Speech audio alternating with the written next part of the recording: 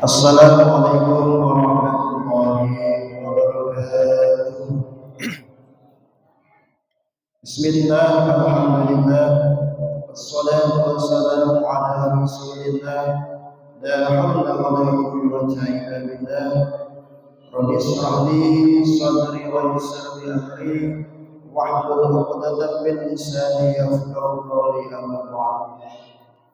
Hadirin muhtaramin, para alim, para ulama, bapak-bapak, ibu-ibu, adik-adik, jamaah Masjid At-Taqwa rahimakumullah. Pertama dan yang paling utama, marilah kita selalu memanjatkan puja syukur kita kepada Allah Subhanahu wa taala yang telah memberikan kita bermacam-macam kenikmatan sehingga sampai detik ini, sampai hari ini kita masih diberi Allah kesempatan dan kesehatan sehingga kita bisa bermuajahah, bertatap muka di dalam majelis yang penuh barokah ini dalam keadaan sehat walafiat. Amin Allahumma amin. Allahumma shalli ala sayyidina Muhammad. Mudah-mudahan salam selalu kita haturkan kepada beliau, junjungan kita Nabi besar Muhammad sallallahu alaihi wasallam. Beliaulah satu-satunya Nabi yang kita harapkan syafaatnya besok di hari kiamat. Amin Allahumma. Bapak-bapak, ibu-ibu, jamaah rahimakumullah, sebelum pengawasan dimulai, monggo kalau sedaya mau sholawat Nabi, mudah-mudahan dengan barokah sholawat Nabi kita semua mendapatkan syafaat dari Nabi besar Muhammad sallallahu alaihi wasallam. Allahumma shalli ala Muhammad. Mawlana shalli wa sallim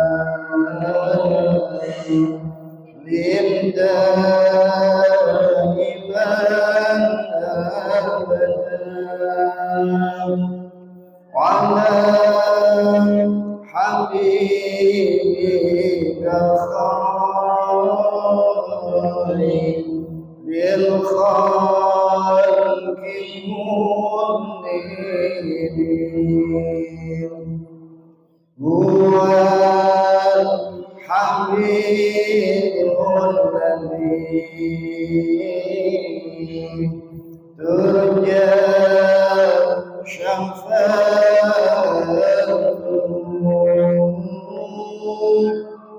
من كل يوم بلا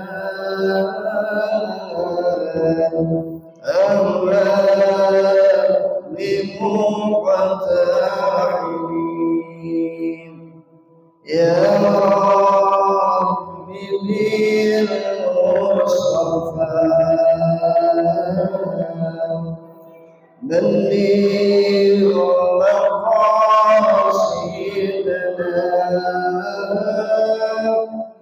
واغفر لنا ما مضى يا واسع الكرم. اللهم صل على محمد. Bapak-bapak, ibu-ibu, jamaah rahimakumullah, dalam kesempatan kali ini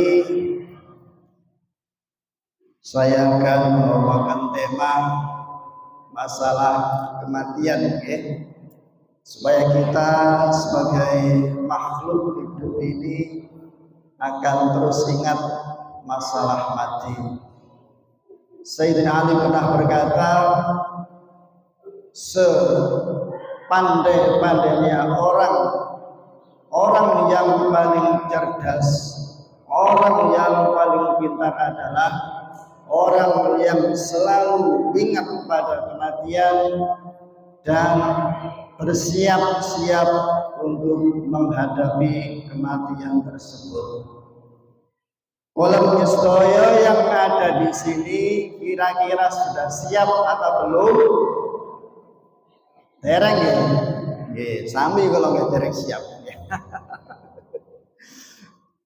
Dalam Al-Quran Allah telah berfirman, A'udzubillahi minasyaitonir rajim, kullu nafsin dha'iqatul maut wa nabluukum bisyarri wal khairi fitnah wa ilaina turja'un. Yang artinya semua makhluk hidup, baik manusia, hewan dan lain-lainnya yang bernapas akan pasti mengalami yang namanya mati. Mati itu satu, tapi jalannya kematian bermacam-macam. Mati itu satu, tapi penyebabnya orang mati bermacam-macam. Ada yang ditakdir Allah mati dalam keadaan kecelakaan. Enten apa mboten? Enten nggih?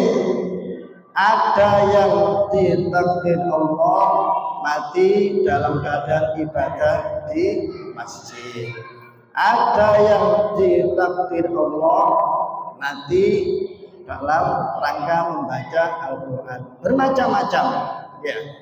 Oleh karena itu kalau panjenengan, marilah mulai saat ini kita persiapkan sebaik mungkin sebelum kita dipanggil Allah Subhanahu wa Ta'ala. Ya. Soalnya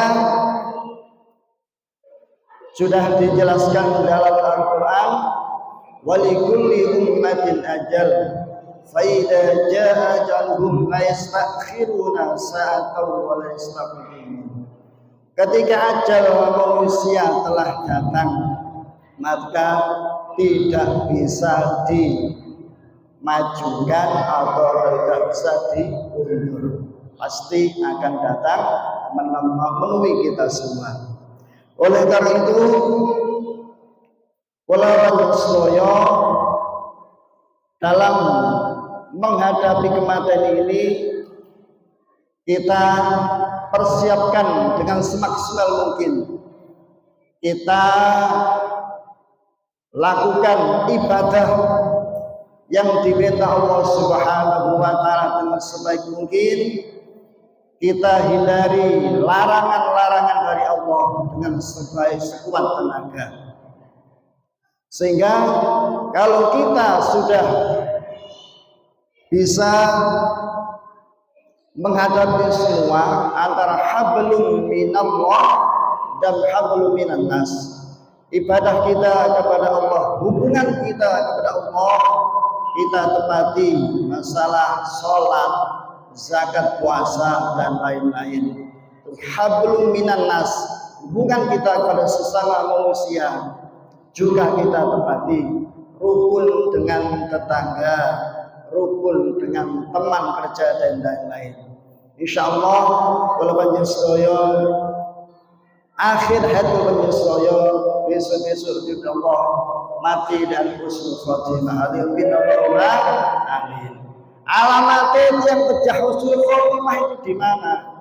Kalau panjenengan suka datang ke majelis-majelis ilmi, suka datang di pengajian-pengajian, ini termasuk salah satu alamat orang yang akan mati husnul khotimah.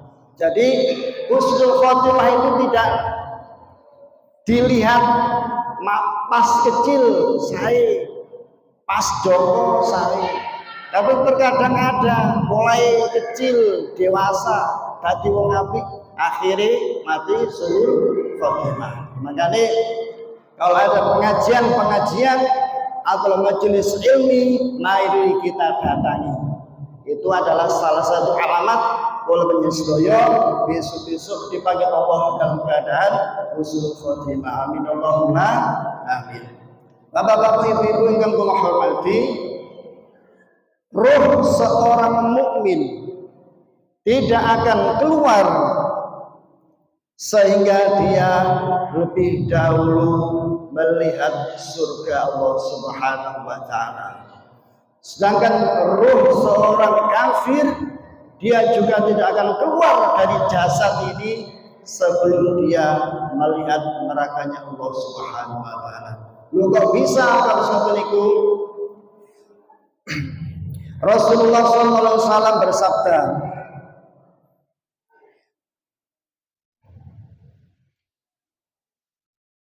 sahabat bertanya kepada ya Rasulullah, kok bisa begitu? Ruhnya seorang mukmin tidak bisa keluar di dalam jasadnya sebelum melihat surga, dan ruh seorang kafir tidak bisa keluar dari jasadnya sebelum melihat neraka. Nabi Muhammad SAW bersabda, sesungguhnya Allah Subhanahu wa taala telah menciptakan malaikat Jibril. Ngerti Bu nggih? Malaikat Jibril tugasnya apa?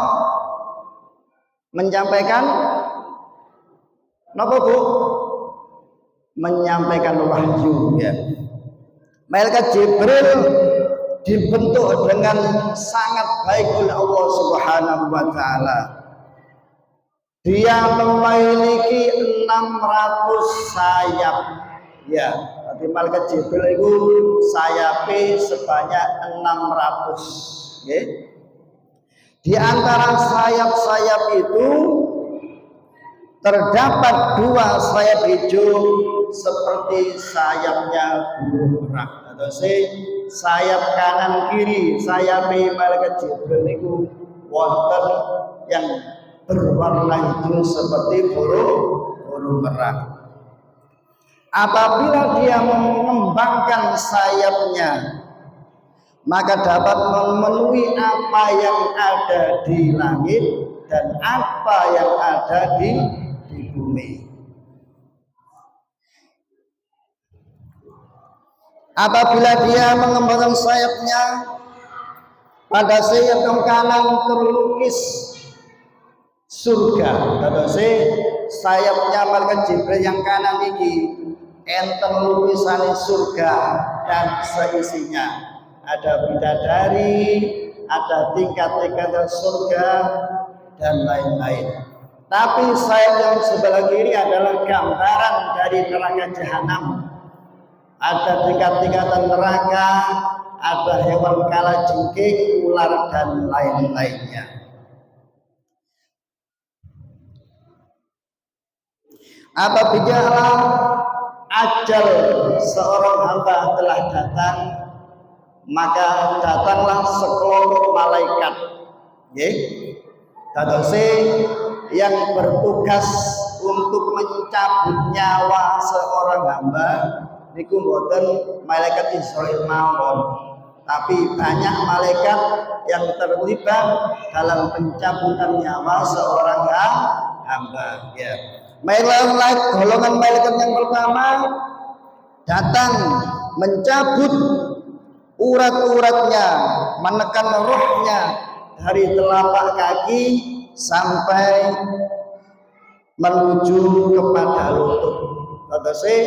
Tugas golongan malaikat pertama itu menekan ruh seorang hamba dari telapak kaki sampai ke lutut. Terus golongan malaikat yang kedua menekan roh seorang hamba dari lutut menuju pusarnya, ya. Terus golongan malaikat yang ketiga menekan roh hamba dari perut menuju ke dada. Terus golongan malaikat yang keempat menekan roh hamba itu dari dada menuju ke tenggorokan. Jadi pencabutan nyawa seorang hamba itu ada 4 fase. Yang pertama, golongan malaikat pertama dari lutut, dari telapak kaki menuju lutut. Golongan malaikat yang kedua dari lutut menuju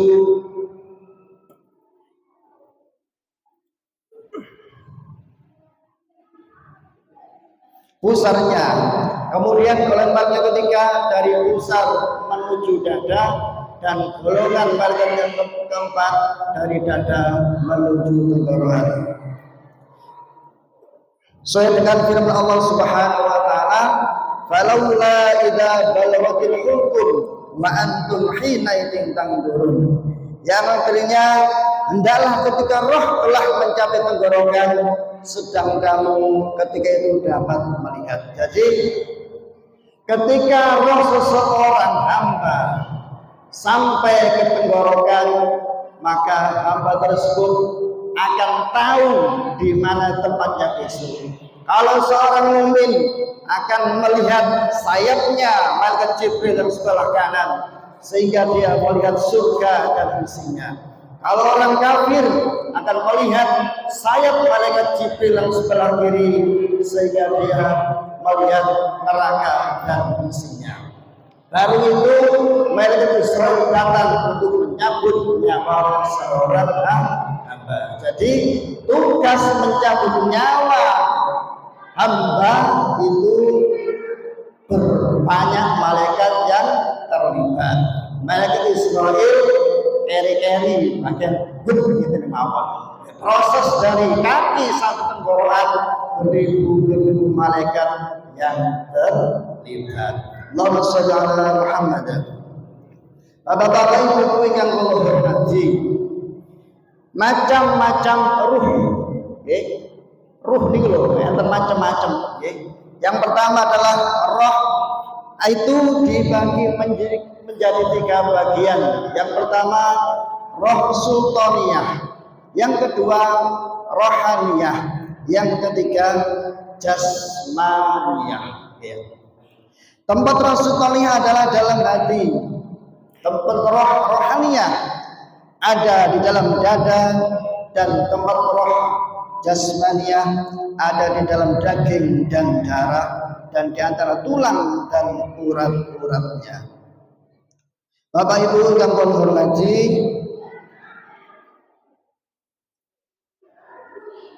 sahabat Utsman radhiyallahu anhu adalah sahabat yang paling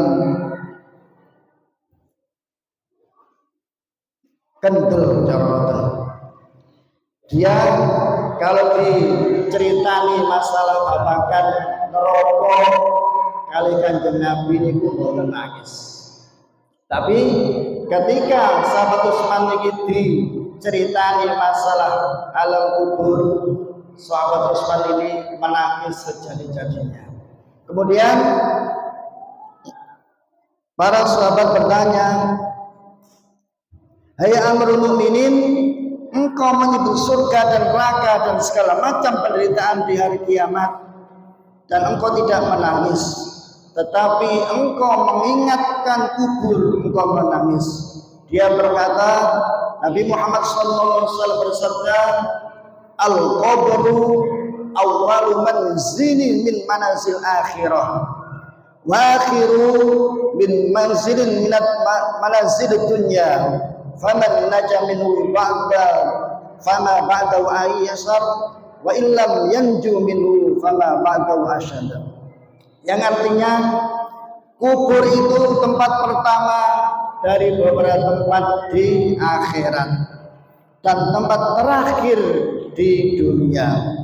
Barang siapa yang selamat dari kubur itu, maka apa sesudahnya akan menjadi lebih ringan. Dan barang siapa yang tidak selamat darinya, maka apa atasnya akan lebih berat lagi. Jadi kuburan adalah terminal bagi kula panjenengan.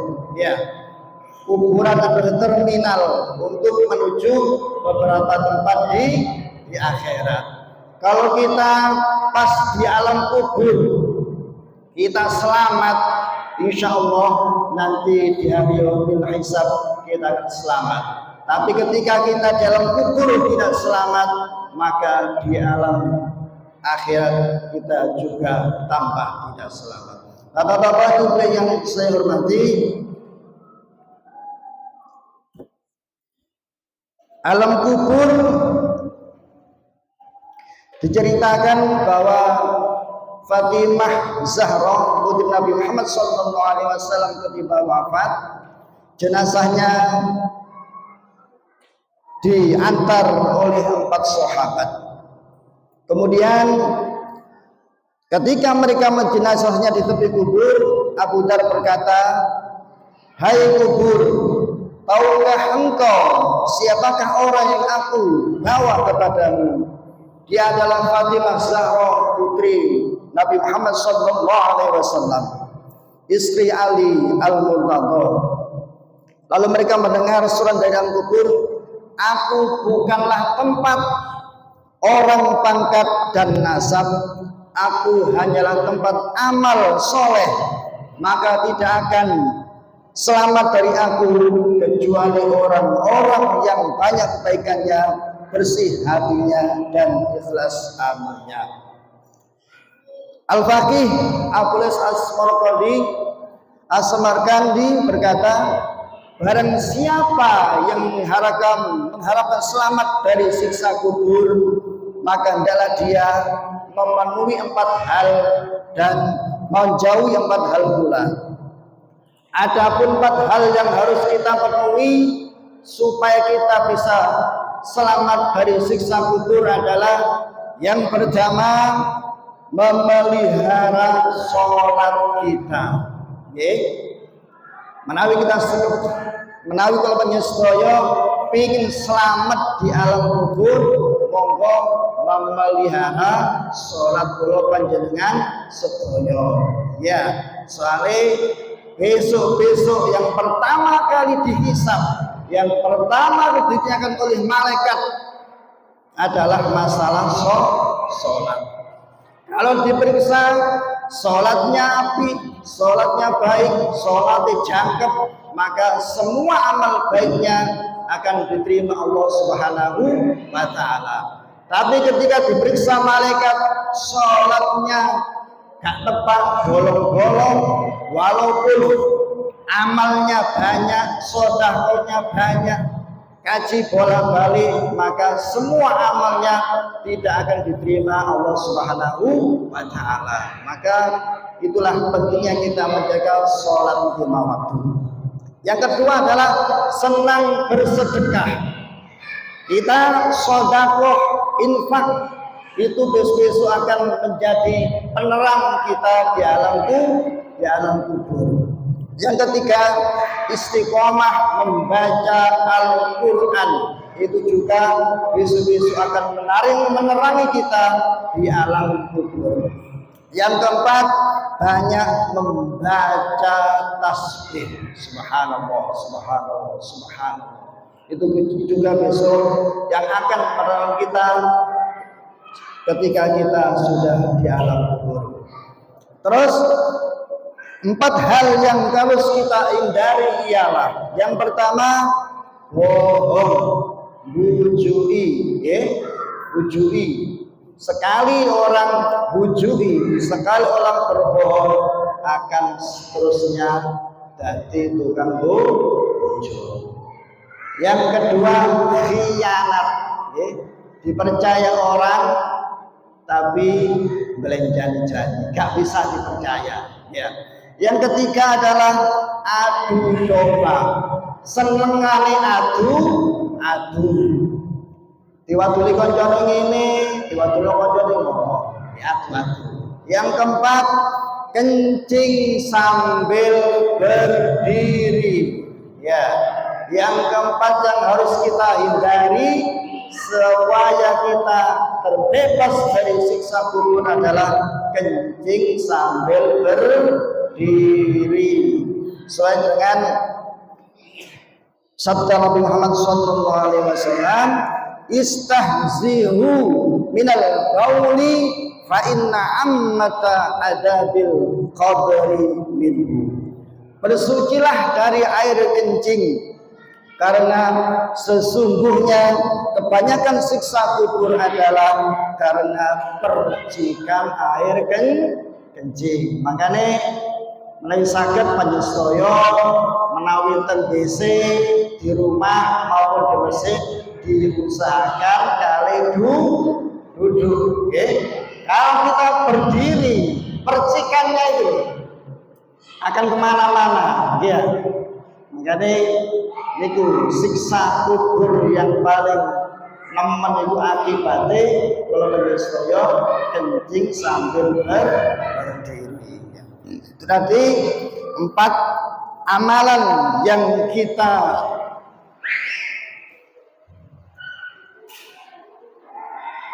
yang dianjurkan untuk kita lakukan supaya beneran dan kubur, dan 4 amalan yang kita hindari supaya kita terhindar dari siksa kubur.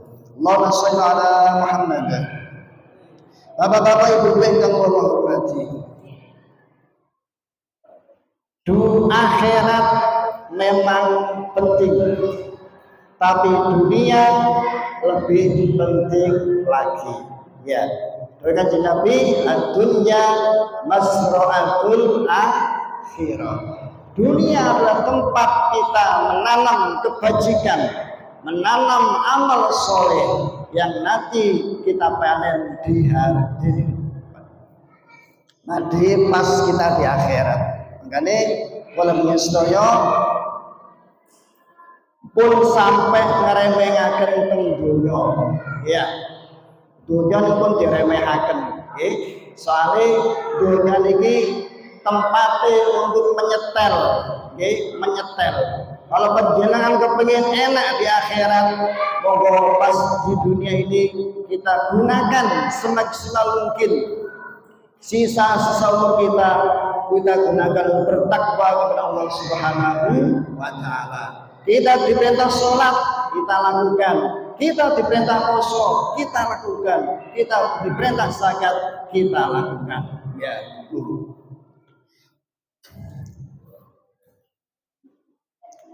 Kalau keluarga saya kepingin terhindar dari siksa kubur, bebas dari siksa kubur setelahnya di dunia, kita doakan. Soalnya orang mati akan dihilangkan siksanya karena doanya orang yang masih hidup. Yang penting punya iman, ya. Iman itu ibaratnya HP. Kalau ada kartunya yang masih aktif, kita kirimi, kita isi pulsa berapapun akan sampai.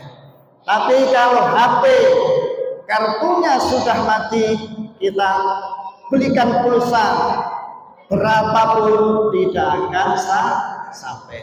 Yang penting tetap iman, ya.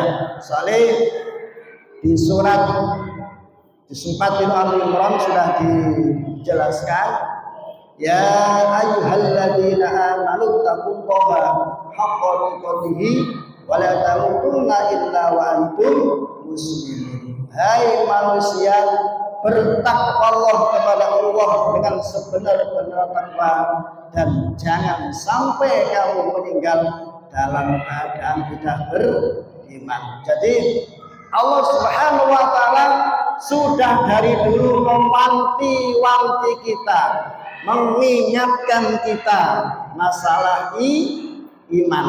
Monggo kalau sedaya kita pegang iman kita. Ya, kadang iman itu kadang naik, kadang turun. Tapi kalau kita istiqomah untuk melaksanakan ibadah kepada Allah, insya Allah iman kita akan selalu diberi keimanan yang teguh oleh Allah Subhanahu wa taala. Amin Allahumma amin.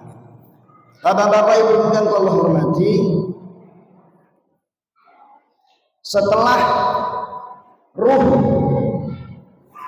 keluar dari jasad kita, tempatnya di mana? Ya, kalau jelaskan, tempat ruh selepas dari raga manusia. Seperti dawuh Abu Bakar radhiyallahu telah ditanya ruh ketika keluar dari jasadnya, kemanakah dia pergi? Dia menjawab ke 7 tempat. Yang pertama, ruh para nabi dan rasul akan berada di surga Aden. Yang kedua, ruh para ulama akan berada di surga Firdaus. Yang ketiga, ruh orang-orang beruntung berada di surga Iliyin. Yang keempat, ruh orang-orang mati syahid terbang seperti burung-burung di surga kemana dia suka. Yang kelima, ruh orang mukmin yang berdosa tergantung di angkasa, tidak di bumi dan tidak di langit sampai hari kiamat. Yang keenam, ruh anak mukmin berada di gunung Isik. Dan yang ketujuh, ruh-ruh orang kafir berada di neraka Sijin. Mereka disiksa bersama jasadnya sampai hari kiamat. Nauzubillah min dzalik. Seperti firman Allah dalam Quran, kalla inna kitabal fujjari lafi sijjin. Tidak, sungguh catatan amal-amal orang yang menyimpang itu berada di neraka sijjin. Bapak-bapak yang menghormati, alhamdulillah puasa kita sampai hari ini sudah insyaallah 9 hari. Kita semua masih diberi Allah kesempatan kesehatan untuk melaksanakan puasa di tahun 1446 Hijriah ini. Mudah-mudahan puasa kita, ibadah kita, baik yang wajib maupun sunat, benar-benar diterima Allah Subhanahu wa Ta'ala. Ada pendapat dari para ulama, puasa kita itu digolongkan menjadi 3 golongan. Yang pertama, golongan orang-orang yang ketika datangnya bulan suci Ramadan itu tidak suka sama sekali, gak seneng. Katakan poso ini boten seneng, soalnya dia tidak bisa melaksanakan kegiatan-kegiatan. Gak iso ngopi esuk, ya. Gak iso nongkrong esuk, gak iso sarapan esuk. Boten seneng. Itu. Terus yang kedua, golongan orang-orang yang berpuasa tapi dia tidak mendapatkan pahala dari puasa tersebut. Seperti hadis kanjeng Nabi, kam min shaimin laisa lahu al-ju'i wal atas. Memang mereka berpuasa tapi hanya mendapatkan dahaga dan lapar saja, tidak mendapatkan pahala dari Allah Subhanahu wa Ta'ala. Terus golongan yang ketiga adalah orang-orang yang dengan datangnya bulan suci Ramadan ini dia sambut dengan senang gembira. Alhamdulillah Ramadan maneh. Alhamdulillah banyak pahala yang kita dapat di bulan puasa ini. Kados oleh kanjeng Nabi, man shoma Ramadan imanan wa ihtisaban ghufira lahu ma taqaddama wa ma ta'akhkhar. Ya. Sing sapa wae poso di bulan suci Ramadan dengan benar-benar beriman kepada Subhanahu wa Ta'ala, Allah akan mengampuni dosa-dosanya yang telah lapor.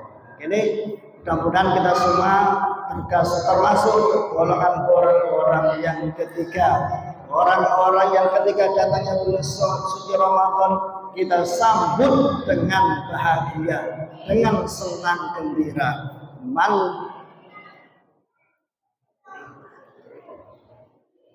Bapak-bapak, ibu yang Allah hormati, alhamdulillah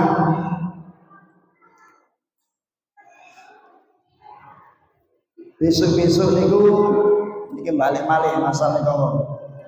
Orang yang bisa berjabat tangan dan malaikat itu ada 3. Ketika dibangkitkan dari kubur oleh Allah Subhanahu wa Ta'ala. Salah satu tafridho fi humul malaikatu yauma yakhrujuna min kuburihim asyhada'i wal qa'imuna syahr ramadan was-sha'imuna yauma arafah. Jadi besok-besok itu ada 3 golongan orang yang bisa berjabat tangan dengan malaikat. Yang pertama adalah golongan orang-orang yang mati syahid. Yang kedua, golongan orang-orang yang pada malam Ramadan berpuasa dan melaksanakan sholat tarawih. Dan ini Tiang sing gelem poso, benjing-benjing langsung salat tarawih, benjing-benjing kalau dibangkitkan dari kubur akan bisa bersalaman dengan para malaikat. Ya. Yang ketiga, golongan orang-orang yang berpuasa di hari Arafah. Dan kita semua termasuk golongan orang-orang ketika dibangkitkan Allah dalam kubur kita bisa berjabat dengan para malaikat. Amin Allahumma amin. Salatullah salamullah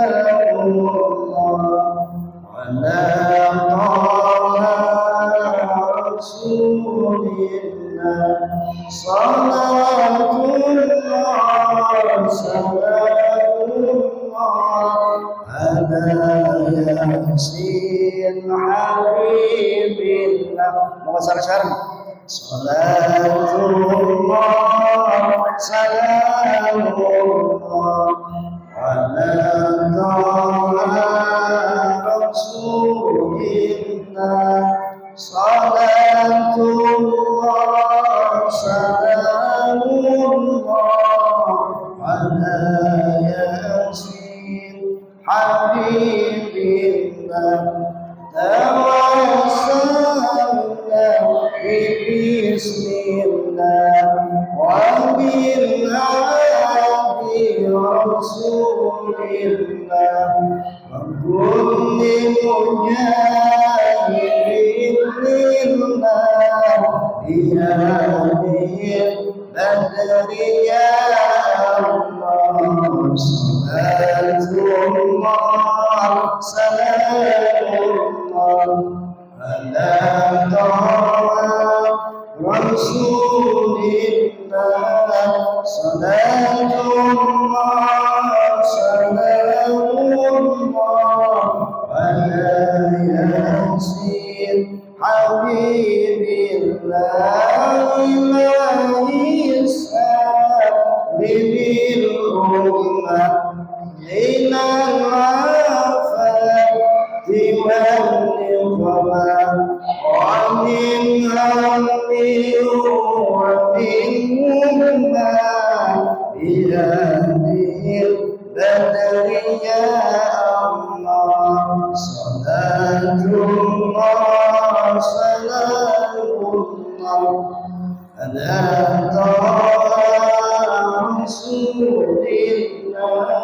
Salatullah salamullah ala yasin habibillah. Bapak-bapak ibu yang menghormati, apakah ada hubungannya orang yang telah mati dengan kita yang masih hidup di dunia ini? Ada napa boten? Apakah masih ada sambungan orang yang telah mati atau keluarga kita yang telah mati dengan kita yang masih hidup? Apakah masih ada sambungan atau tidak? Menurut jenengan seperti masih ada jawabannya. Ya. Ketika kita sebagai ahli kuburnya, sebagai anaknya dari orang yang telah meninggal dunia, kalau kita kepingin seumpama ketika hidup di dunia kita belum bisa membuat orang tua kita bahagia, jangan sampai ketika orang tua kita sudah meninggal kita juga tidak bisa membuat orang tua kita bahagia. Soalnya setiap perbuatan yang dikerjakan oleh orang yang masih hidup, baik perbuatan amal soleh atau perbuatan maksiat, itu akan berimbas kepada keluarga yang telah mati. Kalau kita sebagai anaknya selalu menyambung tali silaturahim kepada saudara-saudara, selalu mendoakan kedua orang tua kita, selalu berbuat amal soleh untuk orang tua kita, insya Allah pahalanya akan sampai kepada kedua orang tua kita. Tetapi kalau kita sebagai anak yang masih hidup, kita selalu berbuat maksiat kepada Allah Subhanahu wa taala, wayai poso gak poso, ya, senengane mendem, senengane main dan lain-lainnya, maka pahala kita melakukan maksiat ini akan ditimpakan kepada orang tua kita yang telah mati. Makanya kalau kita tidak bisa membuat orang tua kita berbahagia ketika hidup di dunia, jangan sekali-kali membuat orang kita juga tidak berbahagia ketika orang tua kita sudah di alam kubur. Ya, semoga kita semua menjadi anak yang berbakti kepada orang tua kita, menjadi anak yang birrul walidain, anak yang menjadi kebanggaan orang tua kita ketika di dunia maupun ketika orang tua kita sudah meninggal di alam kubur. Amin Allahumma amin. Kiranya sekian yang bisa kami sampaikan, kurang lebihnya mohon maaf yang sebesar-besarnya. Mudah-mudahan ada guna dan manfaatnya untuk kita semua. Marilah sebelum acara ini berakhir, mari kita berdoa kepada Allah Subhanahu wa taala.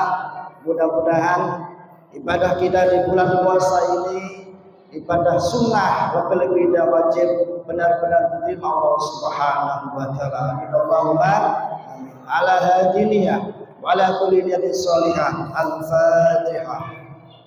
A'udzu billahi minasyaitonir rajim. Bismillahirrahmanirrahim. Alhamdulillahi rabbil alamin. إياك نعبد وإياك نستعين صراط المستقيم صراط الذين أنعمت عليهم غير المغضوب عليهم ولا الضالين. أعوذ بالله من الشيطان الرجيم. بسم الله الرحمن الرحيم. اللهم صل وسلم على سيدنا محمد والحمد لله رب العالمين. حمد الشاكرين من النعيم طيب كثير مزيدا. يا ربنا لك الحمد كما يملك الكرم والسلطان. اللهم صل على سيدنا محمد صلاة تنجينا بها من جميع الأهوال والآفات وتقضي لنا بها جميع الحاجات وتطهرنا بها من جميع السيئات وترفعنا عندك على درجات وتبلغنا بها سلويات من جميع الخير في حقات منك على كل شيء قدير. اللهم تقبل منا صلاتنا وصيامنا وقيامنا وركوعنا وسجودنا وتهليلنا وتسبيحنا وتخشعنا وتتعبد ضمن سيرنا يا الله يا ارحم الراحمين. ربنا هب لنا من ازواجنا وذرياتنا قرة اعين واجعلنا متقين اماما. ربي هب لي من الصالحين، ربي هب لي من الصالحين، ربي هب لي من الصالحين. اللهم انا نسالك خير هذا اليوم وخير ما فيه وخير ما وخير ما بعده ونعوذ بك من شر ما هذا اليوم وشر ما فيه وشر ما بعده. اللهم اختم لنا بالايمان، اللهم اختم لنا بالاسلام، اللهم اختم لنا بحسن الخاتمه. اللهم بارك لنا في عمرنا وبارك لنا في رزقنا وبارك لنا فيما اعطيتنا. اللهم اسد عاقبتنا في الامور كلها واجرنا من خزي الدنيا وعذاب الاخره. ربنا آتنا من لدنك رحمة وهيئ لنا من أمرنا رشدا.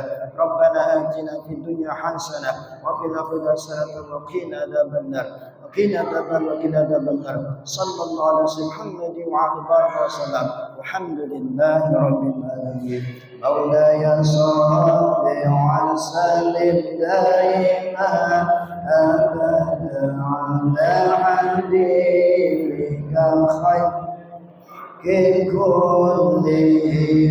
هو الحبيب الذي ترجى شفاعته بكل يوم من الأول منفتحين.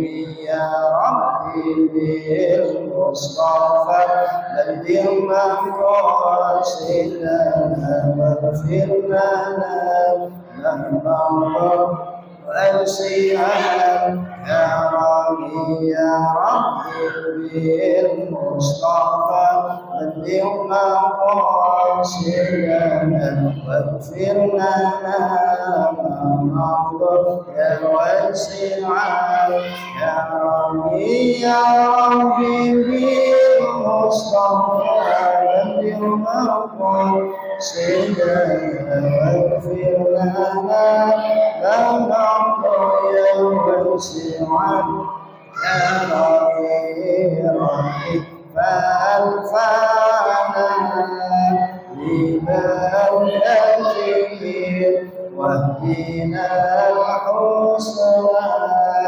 بحرمته وأنسنا في طريقته ونعافاته من الفتن يا أرحم الراحمين يا أرحم الراحمين فرج على المسلمين. Saya ada kurang lebihnya, mohon maaf yang sebesar-besarnya.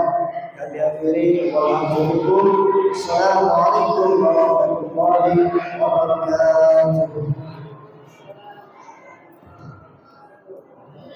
Oh, yeah.